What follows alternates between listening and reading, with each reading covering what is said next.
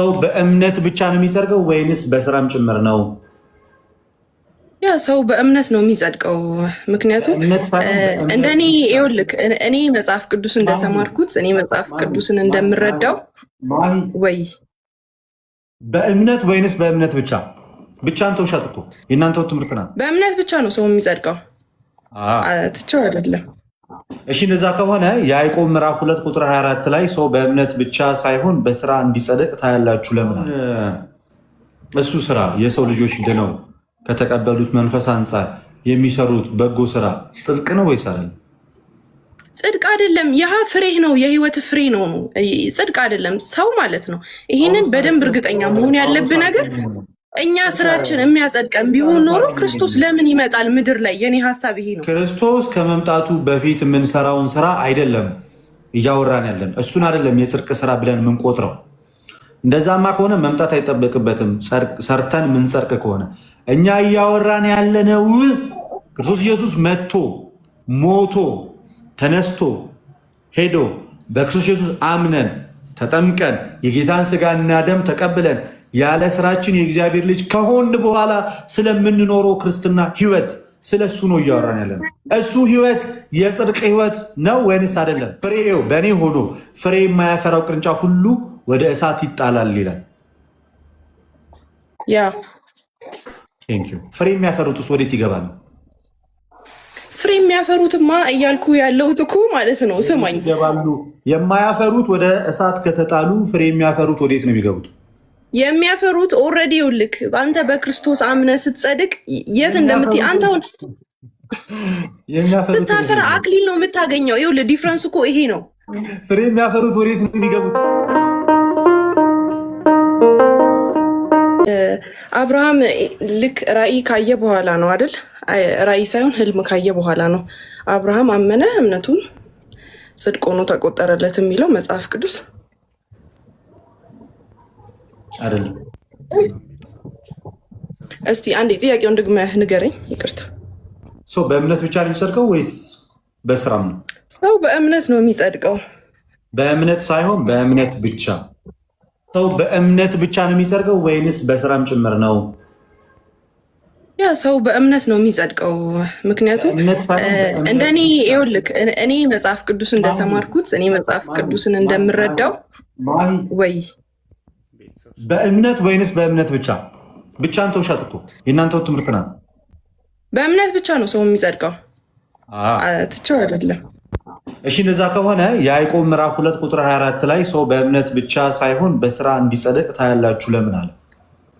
እሺ እኔ ለሱ ሀሳብ ደግሞ አይ ቲንክ ሮሜ 3 27 28 አካባቢ አንብብልኝ አንድ ጊዜ።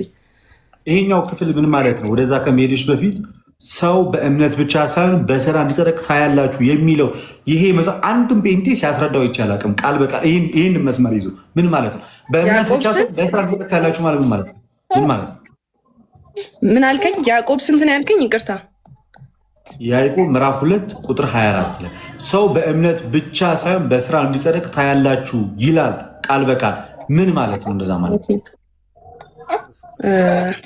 አይ ቲንክ ይሄ የመጽደቅ ትርጉም እዚህ ጋር እንደኔ ሀሳብ የሚለያይ ይመስለኛል። የመጽደቅ ለያዕቆብ እና ለጳውሎስ ማለት ነው። ያዕቆብ አይደል ያልከኝ? አይ ቲንክ ካልተሳሳትኩ ሰው ለያዕቆብ እና ለጳውሎስ ይለያያል ማለቴ ይሄ ስለ መጽደቅ የሚያስረዱበት መንገድ ይለያያል ነው የኔ ሀሳብ። የአንቺ የመጽሐፉን ሀሳብ ነው እኮ መጽሐፉን እኔ አንተ አሁን መጽሐፉን የምታብራራልኝ አንተ አንብበህ በተረዳኸው ወይም አስተማሪዎችህ ባስተማሩክ መሰረት ነው አይደል? መጽሐፍ ቅዱሱን መሰረት አድርጌ ራሱ ስረዳው እንዳንቺ አልተረዳሁትም። የጳውሎስና መጽሐፍ ቅዱሱን መሰረት አድርገህ ስትረዳው ምንድን ነው የገባክ? ሰው በእምነቱ ብቻ ሳይሆን በስራም እንደሚጸድቅ ነው የገባ። የትኛው ስራ አንተ እግዚአብሔር ፊት ያጸድቃል? መልካም ስራ። መልካም ስራ እኔ እንደሚገባኝ ከሆነ መልካም ስራ ማለት አንተ የጸደክበት ጽድቅ ኤግዛክትሊ ትርፉ ነገር ነው። አንተ አሁን የክርስቶስ ልጅ ነህ አይደለ? አይደለም። ማንም ትርፍ ነገር ትርፍ ነገር አይደለም። ትርፍ ነገር ሚንስ ምንድን ነው? የጽድቅህ ትርፍ ነው። የጽድቅህ ትርፍ ነው ማለት ሰው መልካም ነገር ነው መዝራት የሚችለው ከጸደቀ፣ ከእግዚአብሔር መንፈስን ከተቀበልክ፣ የክርስቶስ መንፈስ ካለህ አንተ። የጽድቅ ትርፍ ደግሞ ምንድን ነው? የጽድቅ ትርፍ ማለት ይሄ አማርኝን ቀጥታ ሳይሆን እኔ በተረዳሁበት መንገድ ከገባህ ተረዳኝ። የጽድቅ ትርፍ ማለት አንተ አሁን በምን ላስረዳ መሰለ? የእግዚአብሔር ልጅ ከሆንክ ሰው የእግዚአብሔር ልጅ ከሆነ እንደ እግዚአብሔር ልጅ ነው የሚኖረው። እንደ እግዚአብሔር ልጅ ሚንስ ቸር ነው የሚሆነው፣ ለተቸገሩ ረጂ ነው የሚሆነው፣ ለተቸገሩ ሰጪ ነው የሚሆነው አይደለ? አዛኝ ነው የሚሆነው፣ የታመሙትን የሚረዳ ነው የሚሆነው። ዳትስ ዋይ እኔ እያልኩኝ ያለሁት ሰው ከዳነ ኦር ከጸደቀ ኤቭሪቲንግ የሚያደርጋቸው ነገሮች ሁሉ የተካፈለውን ህይወት ነው የሚያካፍለው። እኔ ደግሞ ሮሜ 3:28 ላይ ማለት ነው ሰው ያለ ህግ ስራ በእምነት። እኔ አሁን ስለ ህግ ስራ አይደለም እያወራሁ ያለው ስለ በጎ ስራ ነው። ቆንጂት፣ አሁን እሱ ስራ የሰው ልጆች ድነው ከተቀበሉት መንፈስ አንጻር የሚሰሩት በጎ ስራ ጽድቅ ነው ወይስ አይደለም? ጽድቅ አይደለም። ያ ፍሬህ ነው፣ የህይወት ፍሬ ነው። ጽድቅ አይደለም ሰው ማለት ነው። ይህንን በደንብ እርግጠኛ መሆን ያለብን ነገር እኛ ስራችን የሚያጸድቀን ቢሆን ኖሮ ክርስቶስ ለምን ይመጣል ምድር ላይ? የኔ ሀሳብ ይሄ ነው። አሁን ድርቅ ያለ ክርክር እንዳይሆን የኔ እናንተ ንግግር ማለት ነው። እኔ ያወራሁት ክርስቶስ ከመምጣቱ ልብ ብለሽ አዳምጪ። በጣም ለ199 ጊዜ ኢትዮጵያ ውስጥ ላሉ ዓለም ላይ ለሚገኙ ጴንጤዎች በጣም ለማስረዳት ሞክሬያለሁ። ክርስቶስ ከመምጣቱ በፊት የምንሰራውን ስራ አይደለም እያወራን ያለን። እሱን አይደለም የጽድቅ ስራ ብለን የምንቆጥረው። እንደዛማ ከሆነ መምጣት አይጠበቅበትም። ሰርተን ምንጸድቅ ከሆነ እኛ እያወራን ያለነው ክርስቶስ ኢየሱስ መጥቶ ሞቶ ተነስቶ ሄዶ በክርስቶስ ኢየሱስ አምነን ተጠምቀን የጌታን ስጋና ደም ተቀብለን ያለ ስራችን የእግዚአብሔር ልጅ ከሆን በኋላ ስለምንኖረው ክርስትና ህይወት ስለ እሱ ነው እያወራን ያለነው። እሱ ህይወት የጽድቅ ህይወት ነው ወይንስ አይደለም? እሱማ ይኸውልህ የጸደቀ ሰው የዳነ ሰው የሚኖረው ህይወት ነው። ይኸውልህ የዳነ ሰው የሚኖረው ህይወት የሚያሳየው ፍሬና ውጤት ነው። ለዚህ ደግሞ እየሰጠው የመጽሐፍ ቅዱስ በር እኮ ህይወት ያጸድቃል ወይስ አያጸድቅም? አያጸድቅም። ኦልሬዲ ጽድቅ ስንት ነው? ጽድቅ ስንት ጊዜ ነው የሚጸደቀው? እስኪ ጽድቅ ስንቴ ነው የሚጸደቀው? አንድ ይሄን ብቻ መልስልኝ። አንዴ ብቻ የሚጸደቅ ጉዳይ አይደለም። ጸድቆ የሰው ልጆች እየሰሩ የሚኖሩት ሁልጊዜም እያደጉ የሚኖሩት ህይወት ነው። ስለዚህ ያዕቆብ ጽድቅ ብሎ የሚያወራው ምኑን ነው? እሺ ታዲያ ስለምንድን ነው እያወራ ያለው? እሺ ይኸውልህ ገላትያን 2:16 ላይ ምን ይላል? ሰው በኢየሱስ ክርስቶስ በማመን እንዲጸድቅ እንጂ በህግ ስራ እንዳልሆነ በህግ ስራ ይጸደቃል ብዬሻለሁ። በህግ ስራ ይጸደቃል ብዬሻለሁ። በህግ ስራ ይጸደቃል ብዬሻለሁ ወይ? እኔ ይኸውልህ አሁን የህግ ስራም ሆነ መልካም ስራ ማለት ይኸውልህ መልካም ስራ አንተ መልካም ስራና የህግ ስራ የተለያዩ ሁለት ነገሮች ናቸው እኮ። እሺ ስለ መልካም ስራ ደግሞ ልንገርክ። መልካም ስራ ይኸውልህ የመጽደቅ ምክንያት ሳይሆን የዳነ የጸደቀ ሰው የሚያሳየው ፍሬ ነው። እኔ እንደማውቀው እኔ እንደምኖረው እኔ እንደተማርኩት ዶክመንት በአንቺ ልክ ላውራ። ፍሬ አለማፍራት ያስቆርጣል አያስቆርጥም? ፍሬ አለማፍራት ያስቆርጣል አያስቆርጥም? ያስቆርጣል። ለምን አያስቆርጥም? ፍሬ አለማፍራት ማለት ልጆች የጽድቅ ፍሬ ባለማፍራታቸው ወደ እሳት ይጣላሉ ማለት ነው ዮሐንስ ይላል። እሺ የጽድቅ ፍሬ ምንድን ነው? የጽድቅ ፍሬ ምንድን ነው? ገላትያ ላይ አንተ እያልከኝ ያለው ወደ እግዚአብሔር መንግስት እገባለሁ ለአንድ ለተቸገረ ሰው 100 ብር ብሰጥ። ገላትያ ላይ ተቀምጦልሻል። አንድ ቆይ ማይ ተረጋጊ፣ ኢሞሽናል አትሁኝ። እሺ ተረጋጊ፣ ተረጋግተን ነው። የጽድቅ ፍሬን አለማፍራት ያስቆርጣል አያስቆርጥም? ስለሽ ያስቆርጣል አልሽ አይደለ? ያ ያስቆርጣል ማለት አለማፍራትም አትችልም እንጂ አለማፍራትም አትችልም የተቆረጡ ያሉት እኮ አለማፍራት አትችልም ስል እውነት የክርስቶስን ህይወት አንተ ከተካፈልክ እውነት አንተ የክርስቶስን የጽድቅ ስራ ክርስቶስን አምነው ባክ ያደረጉ ሰዎች እኮ አሉ የሉም? አይደለም። እኔ ስለ እውነተኛው ህይወት ነው የምነግረው። ያፈሩትማ ይኸውልህ በመጋዝ እስከ መቆረጥ በእሳት እስከ መጠበስ ደርሰዋል አይደል? ሌላ ክርስቶሶች አሉ እኮ ባክ ያደረጉ ሰዎች አምነውት ክርስቶስን ተከትሎ ባክ ያደረጉ ሰዎች አሉ። እስቲል ዴይ ሃቭ ቻንስ እኮ ድጋሚ ክርስቶስን ቢያምኑ አይደል እንዴ? በመንፈስ ካሉማ አላቸው ግን ባክ አድርገዋል ነው። እኔማ ከተመለሱ እሰየው። እኔ ዋናው ነገር እኮ እንዲመለሱ ማሳብ። ግን የኔ ጥያቄ ፍሬ ካላፈሩ ይቆረጣሉ አይቆረጡም? ፍሬ ካላፈራው ይቆረጣሉ። ይኸው ባካ አደረጉም ማለት ነው። ወዴት ነው የሚጣሉት? ወዴት ነው የሚጣሉት? ወደ እሳት።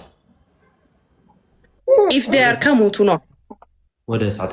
ኦፍ ኮርስ በዛው ከቀጠሉ ወደ እሳት ነው የሚጣሉት ወይስ አይደለም? መጽሐፉ የሚናገረው ነው። ፍሬው በእኔ ሆኖ ፍሬ የማያፈራው ቅርንጫፍ ሁሉ ወደ እሳት ይጣላል ይላል። ያ ፍሬ የሚያፈሩትስ ወዴት ይገባሉ? ፍሬ የሚያፈሩትማ እያልኩ ያለሁት እኮ ማለት ነው። ስማኝ፣ ይገባሉ። የማያፈሩት ወደ እሳት ከተጣሉ ፍሬ የሚያፈሩት ወዴት ነው የሚገቡት? የሚያፈሩት ኦልሬዲ ይኸውልህ፣ አንተ በክርስቶስ አምነህ ስትጸድቅ የት እንደምትይ አንተ አሁን ስታፈራ አክሊል ነው የምታገኘው። ይኸውልህ ዲፍረንስ እኮ ይሄ ነው። ፍሬ የሚያፈሩት ወዴት ነው የሚገቡት? ይኸውልህ ስማ፣ ክርስቶስ ወዳለበት ነው፣ ወደ መንግስተ ሰማያት ነው። ግን ይሄኛው ይኸውልህ ፍሬ አዳምጠኝ፣ አንድ ጊዜ አስጨርሰኝ። አንድ ጊዜ ፍሬ የማያፈሩት ወደ እሳት የሚገቡ ከሆነ ፍሬ የሚያፈሩት ወደ መንግስተ ሰማያት ነው የሚገቡት እያልሽ ነው? ኦፍኮርስ ይገባሉ። አክሊል ይኸውልህ አክሊል ነው የሚያገኙት። አክሊላቸው ነው የሚያስጨምሩት እንጂ ደይኑ እኮ አይደል እንዴ? እኔ አሁን አውቃለሁ። የት ሁለት የተለያየ ነገር ነው ወይ? አክሊል ሌላ፣ መንግስተ ሰማያት ሌላ ነው። ሁለት የተነጣጠሉ ነገሮች ናቸው። ኖ አይደለም። አሁን ሀሳቤን ወደ ጎን አጠምዝዝብኝ ልደትዬ፣ ልንገርህ አይደለም። ይኸውልህ አሁንም ደግሜ ልንገርህ፣ የሰው ልጅ ማለት ነው የሚጸድቀው ክርስቶስ ኢየሱስ በሰራው ስራ ባመነ ሰዓት ብቻ ነው። ያመነ የተጠመቀ ይድናል፣ ያላመነ ግን አሁን ይፈረድበታል። አስጨርሰኝ አንድ ጊዜ። አሁን ይፈረድበታል ይላል አይደል መጽሐፍ ቅዱስ? ስታምን የምትሰራው ይኸውልህ የተካፈልከው የክርስቶስን መልካም ስራ ስለሆነ መልካም ነገር ስለሆነ አንተ የምታፈራው ነገር መልካም ነገር ነው። መልካም ነገር ባፈራህ ቁጥር አክሊል ይጨመርልሃል እንጂ ሌላ የምትገባበት ፕላስዋን ምናምን የሚባል የመንግስት ሰማያት ቦታ የለም። ፍሬ አለማፍራት ወዴት ያስገባል? ፍሬ አለማፍራት ያስቆርጣል። ፍሬ ማፍራት አክሊል ያስጨምራል ነው እኔ እያልኩ ያለሁት። አንድ ጥያቄ ልጠይቅሽ። ፍሬ ማፍራት አክሊል ብቻ ነው የሚያስገኝ የሚለው ትምህርት ከየት የመጣ ነው? የቱ ጋር ያለ? አክሊል ውስጥ የት ነው የሚቀበሉት? የት ሲገቡ ነው የሚቀበሉት?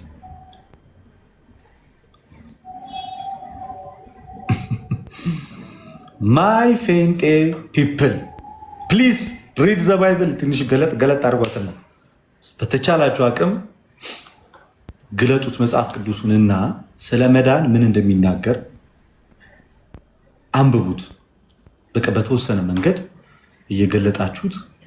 ሶሪ አልቀሳቢ ነው። እሺ ሚውት ያደረኳችሁ እንዳያረብሽ። እሺ ድጋሚልኝ አንድ ጊዜ። ምን አልከኝ? አክሊሉን የሚያገኙት የት ሲገቡ ነው? አክሊል የሚገኘውማ በመንግስተ ሰማያት ክርስቶስ መንግስተ ሰማያት ለመግባት ደግሞ ምን ማድረግ አለባቸው? መንግስተ ሰማያት ለመግባት የሚጠበቅብህ በኢየሱስ ክርስቶስ ማመን ነው። ነገርኩህ እኮ። ምንድን ነው የሚለው መጽሐፍ ቅዱስ? የክርስቶስን ስራ ለምንድን ነው አሁን እዚህ ጋር የምናውቃለው? አሁን አንተ እየመሰለ ያለህ አላቃለልኩም አይልም። አቃልዬም አላቅም። ያቃለላችሁት እናንተ ናችሁ። በተቃራኒው ንገሬን ካልሽ ትንሽ መማር ይቀራችኋል። እሺ ቆይ አንድ ነገር ብቻ ልጠይቅሽ። በቀጥታ የምትመልሽልኝ ከሆነ ሮሚ ስለጠቀሽብኝ የጳውሎስና የእንትና ጽድቅ ይለያያል ስላልሽኝ እኔ እንደውም ተውኩትና ያዕቆብን እዛው በጳውሎስ ብቻ ልምግት። ያዕቆብ ምዕራፍ ነው ያዕቆብ አልኩ። ሐዋርያው ጳውሎስ ለሮሜ ክርስቲያኖች በጻፈው መልእክቱ በምዕራፍ 2 ከቁጥር 7 ላይ ማለት ነው። ላንብብልሽ ጥቅሱን። ሮሜ ስንት?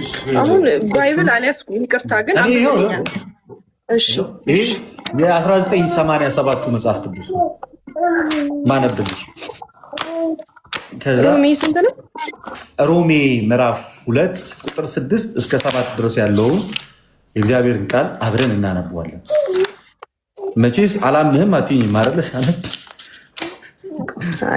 ያው ሁሉም እንደየአረዳዱ ይለያያል። ግን አንዳንድ ነገር እንደየአረዳዳችሁ የምትለያዩት ማለት ነው ጴንጤዎች ብቻ ናቸው። እኛ አረዳዳችን ችግር የለበት።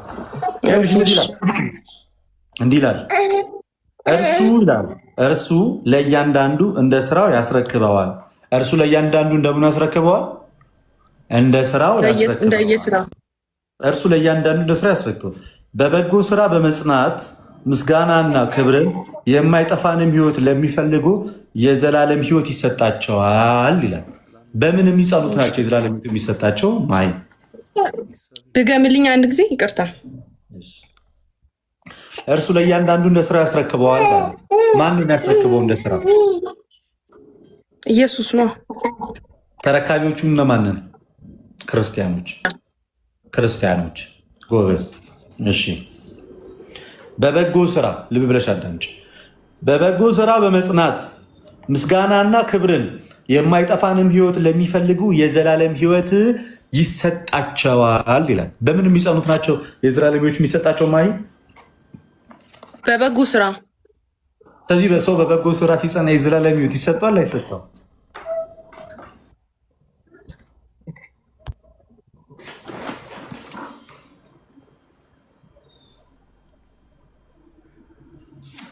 ትንሽ ነው የቀረኝ ልወጣ ጋይስ። እሺ እቺን ብቻ ጨርሼ እወጣለሁ። የምሄድበት ቦታ ስላለ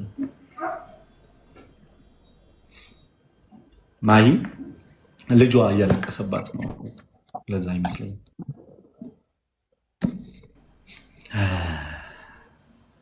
ማይ ፌንጤ ፋሚሊ ፕሊዝ ትንሽ ብቻ ለመረዳት ሞክሩ። በጣም እቺን የምታክለ ማይ ኦኬ፣ ወጣች አለች። ኦኬ፣ ትንሽ ብቻ ጥቂት ብቻ ለመረዳት ሞክሩ። ጥቂት ብቻ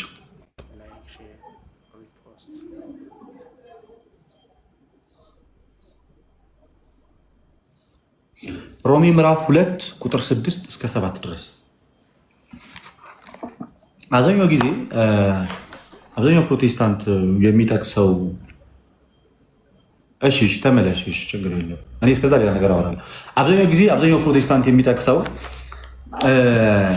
ሮሜ ምዕራፍ 3 ቁጥር 21 አካባቢ ሰው በሕግ ስራ ቢጸድቅ ኖሮ እንኪያስ ክርስቶስ ብቻ ሀሳቦች አሉ እና 3 ላይ ያለው ሀሳብ እግረ መንገዴን ሃይላይት ሊሄድበትና ልንገራችሁ።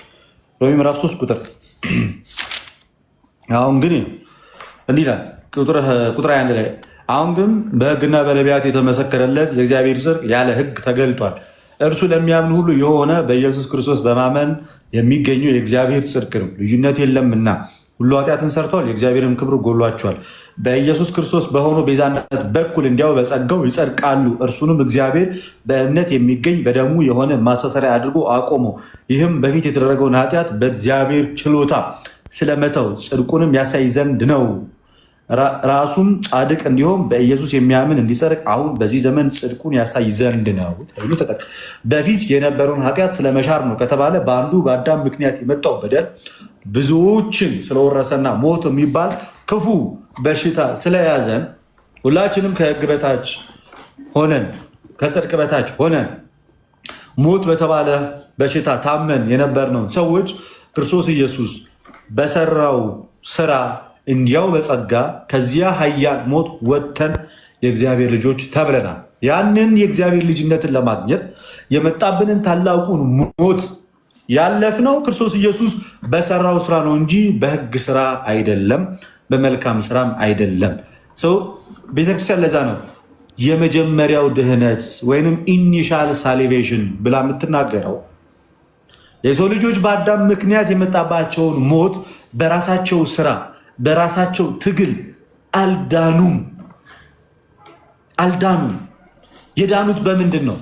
በክርስቶስ ኢየሱስ በማመን ብቻ አይደለም፣ በማመን አምኖን በመጠመቅ እናም እውነተኛውን የጌታችን የኢየሱስ ክርስቶስን ቅዱስ ሥጋውና ክቡር ደሙን በመቀበል ነው። እና ይሄ ያለ ስራ የተገኘ ጽድቅ ነው እንጂ በስራ የመጣ ጽድቅ አይደለም። ብዙ ጊዜ አብዛኛው ጊዜ ፔንቴዎችን ስጠይቃቸው እንዲህ እናንተ መሰሩ ከሆነ ታዲያ ክርስቶስ ለምን መጣ? መጥቶ ስላዳነን መሰለኝ የምንሰራው። ጳውሎስ ሲናገር ነው ያለ መሰላችሁ ክርስቲያኖች። ሐዋርያው ቅዱስ ጳውሎስ ሲናገር በዚህ በኤፌሶን መልእክቱ ምዕራፍ 2 ከቁጥር 8 ላይ እንደዚህ ያለ ጸጋው በእምነት አድኗቸዋል፣ ይህም የእግዚአብሔር ስጦታ ነው እንጂ ከእናንተ አይደለም ወይንም ከስራ አይደለም ካለ በኋላ ቁጥር 10 ላይ እኛ ፍጥረቱ ነንና እግዚአብሔር አስቀድሞ ያዘጋጀውን መልካሙን ስራ ለማድረግ በክርስቶስ ኢየሱስ ተፈጠርን። ሰው በክርስቶስ ኢየሱስ ዳግም ልጅነትን ያገኘው ከሞት ወደ ህይወት የመጣው ከጨለማ ወደ ብርሃን የመጣው ብርሃናዊ ህይወት እንዲኖር ነው። ያ ህይወት የክርስትና ህይወት ይባላል። ያ ህይወት መጨረሻ ላይ የሰው ልጆች ወደ እግዚአብሔር መንግስት እንዲገቡ ያደርጋቸዋል። ማጠቃለያ ይሄ ነው። ለዛ ነው ኦርቶዶክሳውያን ክርስቲያኖች ድነናል ስንል ከሞት ወደ ህይወት ከጨለማ ወደ ብርሃን ያለ ስራችን መተናል እያለ እየዳንን ነው ስንል ደግሞ ምንድን ነው? በፍርሃትና በመንቀጥቀጥ ሆናችሁ መዳናችሁን ፈጽሙ እንዳለ ጳውሎስ ፊልጵስዩስ ምዕራፍ 2 ቁጥር 12 ላይ የመዳን ህይወትን እየኖርን ነው። እንድናለን ስንል ደግሞ እርሱ ለእያንዳንዱ እንደ ስራ ያስረክበዋል እንዳለ ጌታ ሁላችን በክርስቶስ ኢየሱስ የፍርድ ወንበር ፊት እንገለጣለን እንዲል 2 ቆሮንቶስ ምዕራፍ 5 ቁጥር 10 ላይ እንድናለን ስንል ጌታ ወደኛ ይመጣል፣ እኛም ወደ እርሱ እንሰበሰባለን፣ እርሱም ለእያንዳንዱ እንደ ስራው ይሰጠዋል። ያን እንደ ስራ ራሱ የሚቀበሉ ሰዎች አስቀድሞ በክርስቶስ ኢየሱስ ዳግም የተወለዱ ናቸው እንጂ ዳግም ውለትን ያላገኙ ቢወድቁ ቢፈርጡ ቢነሱ ምንም ቢያደርጉ ለምን እድሜ ዘመናቸውን የሰው እግር እያጠቡ እያዘሉ እያበሉ እያጠጡ ኤንጆ ለምሳሌ አይጸድቅም። ያበላል ያጠጣል፣ አይጸድቅም። ኢንዱስትሪ የሚሰሩ ሰዎችም አይጸድቅም። ክርስቲያኖች ከሆኑ ግን ይጸድቃል። ጽድቅ የለም። ለምን? ይህ በክርስቶስ ኢየሱስ አምነው የሚሰሩ ስራ አይደለም። ክርስቶስ የሚባለን አምላክ አያውቁም። በልባቸው የተነሳው ግን ለሰዎች መልካም ነገር ያደርጋሉ። ያ አያጸድቅም፣ ሊያጸድቅም አይችልም። የሚያጸድቀው በክርስቶስ ኢየሱስ አምነው የሚሰሩ ስራ ነው። የሚያጸድቀው በክርስቶስ ኢየሱስ አምነው የሚሰሩ ስራ ነው። ገላትያ ምዕራፍ 5 ላይ እንዳለው ማለት ነው። በክርስቶስ ኢየሱስ በኩል በሱ እምነት በኩል የሚሰራው ስራ ነው የሚያጸድቀው እንጂ ከመሬት ተነስቼ የምሰራው ስራ በጌታ ሳሎን የምሰራው ስራ ጭራሽ አይጸድቅም። አሁን ለምሳሌ ሙስሊሞች ከኛ የተሻለ ህግ ወይም ስራን ይሰራሉ፣ አይጸድቁም። ለምን? ክርስቶስ ኢየሱስ የተባለውን አምላክ አያውቁትም። ጴንጤዎችም አይጸድቁም፣ አልጸደቁም። ለምን? እውነተኛይቱ የክርስቶስ ኢየሱስ ቤተክርስቲያን ውስጥ ህብረት አላደረጉም። በክርስቶስ ኢየሱስ አምኖ አልተጠመቁም። በእውነተኛ ጥምቀት የልጅነት ጥምቀትን አላገኙም። ሁለቱም አልጸደቁም። ከሁለቱ የጠራ ትምህርት ያለው ክርስትና ነው። ይህንን ይመስላል። ለማንኛውም ትመቹኛላችሁ። መልካም ጊዜ ይሁንላችሁ። ኑሐሚን ሻይ አትጥፊ፣ ሊዱ ንባ ምናምን ሁላችሁ እሱ እንደት ደናደር ሊንክና ሼር አድርጉ። ትወዳችኋለሁ። ሰላም ሁኑልኝ። ነገም እንደዚሁ እገባላችኋለሁ ላይቭ። አመሰግናለሁ። ሰላም ሁኑ። ማህዬ ሌላ ጊዜ ነይ በሰፊው እንማማራለን። ልደት በቃ ቼክ አድርግና ደውልልኝ። እሺ ደህና ዳሩ። እሺ ደህና ሁኑ። ማይ ሌላ ጊዜ እንዳትረጂ ነይ። ልጅሽ ሳይረብሽሽ ተኝተሽ ምናምን በስነ ስርዓት ነው ያለን። እሺ ደህና ሁኚልኝ። እሺ